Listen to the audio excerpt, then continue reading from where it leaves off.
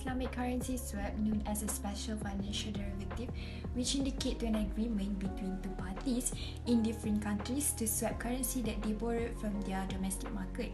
Mostly it used to hedge against risk in exchange rate, meaning to say that both parties will get the loan from their domestic bank using their own currency, and then they will swap the debt based on the agreement. You may wonder why the company do not get foreign currency directly from the foreign loan market. This is because cross-currency swap is based on comparative advantages of borrowing, where both parties able to borrow at a lower rate and avoid a higher currency due to borrowing foreign currency from the foreign loan markets. A currency swap will be able to help an institution to reduce its exposure to a particular currency by allowing it to swap the desirable existing asset or liabilities. Moreover, swap will be using a fixed exchange rate to repay the loan during the terms, meaning to say that both parties able to cement the exchange rates at origin on the maturity date, which able to eliminate the unfavorable fluctuations of the exchange rates. Hi, Assalamualaikum. My name is Nurul and I will present about the features of Islamic cross-currency swap. Here are some general features that may be associated with Islamic cross-currency swap in Malaysia. First, Sharia compliance. ICCS in Malaysia adhere to Sharia principle, ensuring that the transactions are in line with Islamic finance principles such as riba and maisir. Second, musyarakah and mudharabah structures. Islamic cross-currency swap may involve structures based on musyarakah and mudharabah principle, where party shares profit and losses. Third is buy or sell. Currency exchange. The primary purpose of ICCS is to exchange cash flow in different currency. These transactions are structured to facilitate currency exchange need without involving interest-bearing transaction. Fourth, murabaha. Islamic finance typically emphasize the sharing of profit and losses. In the context of ICCS, any profit or losses resulting from currency fluctuation or change in exchange rate may be shared between the parties involved.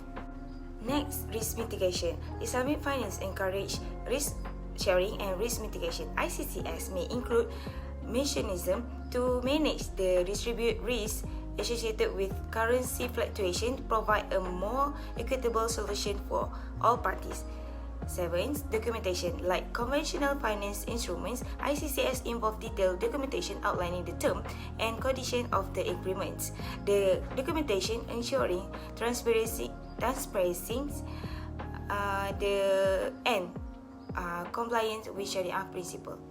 Lastly, approval from Sharia scholars. Financial institutions offering Islamic cross-currency swap may seek approval from Sharia scholars or regulatory bodies to ensure that the structures and terms of the instruments comply with Sharia Islamic finance principles. That's all from me. I will pass to the next presenter. In Islamic finance, wa'ad can be employed in various ways, including in the context of Islamic cross-currency swaps. The use of wa'ad in such transaction is subject to compliance with Sharia principle. Here's how wa'ad can be used in Islamic cross-currency swaps. First is future exchange rate commitment. One party may provide a wa'ad to the other party committing to exchange currency at a specific rate in the future. This commitment enhances certainty for both parties regarding the exchange rate they will use for the cross-currency swaps. Second is profit and loss sharing commitment. Wa'ad can be used to express a commitment to sharing profits and losses in a specific manner. For example, one party might provide a wa'ad to share a predetermined percentage of any profit or losses arising from the cross-currency swaps. Number 3, conditional commitments. Wa'ad can be structured as a conditional commitment, becoming effective only when certain predetermined conditions are met.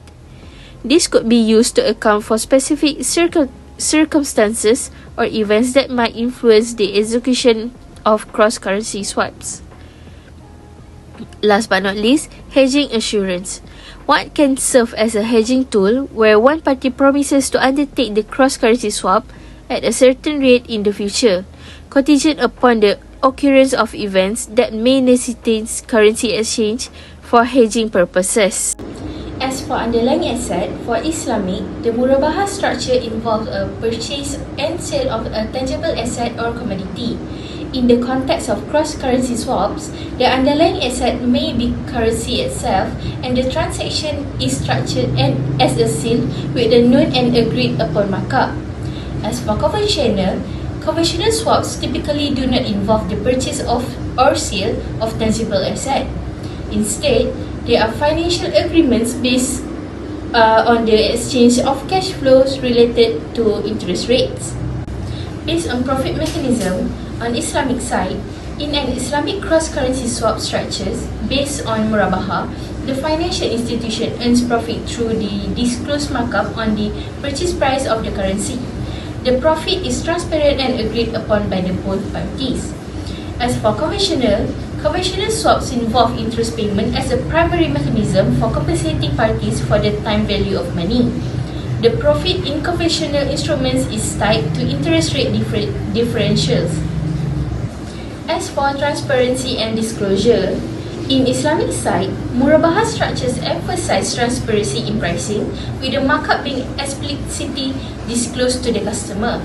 This aligns with the principle of transparency and fairness in Islamic finance. As for conventional instruments may have complex structure, and the terms might not always be as transparent. Pricing may be influenced by market conditions and interest rate fluctuations. Hello, my name is Farwizah Bt and now I will explain the structure Islamic cross-currency swap. Based on research, we found out that there is an ICCS that use commodity murabahah. Let's take a look at the first structure.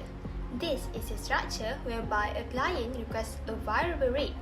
First of all, bear in mind that banks need to be involved in buying and selling transaction to provide financing, and the transaction will also be in a different currency. Moving on to the first step, the client will buy a commodity from trader B to obtain cash. However, they will appoint the Islamic bank only as an agent. In the second step, once the commodity belongs to the client, the Islamic bank will buy it back at the cost price. Then, they will sell it back to trader A to obtain cash. Later, the Islamic bank obtain cash, they will provide the financing needed to the client, but with an additional amount, cost plus LIBOR in Malaysian ringgit. Thus, the bank will get profit from this currency exchange by LIBOR minus cost, which is equal to profit. Next, we move to the second structure. This illustration is for the client who requests a fixed payment. The situation is that the local banks offer a fixed rate of 9% and the foreign bank will offer less interest, which is 6%. So, the client will prefer to apply for financing with a foreign bank with a different currency. In the first step, Islamic bank will act as an agent and buy the commodity from trader A, which is a foreign bank, for a cash. Then, they own the commodity. In the second step, the Islamic bank will sell the commodity that they bought just now to the client at a cost plus a fixed profit. Let's say that the agreed profit is 6%. So, the client need to pay a total of 8%, which is LIBOR 2% plus an agreed fixed interest of 6%. The interest rate of 6% will remain the same until the maturity date. And in the last step, the commodity will belong to the client, then the bank will assist them in selling it back to trader B at a cost price. All in all, this structure is a good example of how well-established Islamic financing techniques are being used to create innovative structures which allow Islamic banks and corporates to effectively hedge their risk in Sharia-compliant manner.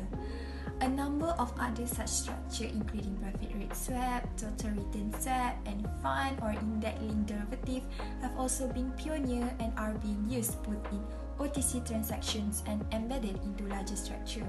As the market develops, liquidity should further increase, ensuring that its impressive growth rate continues.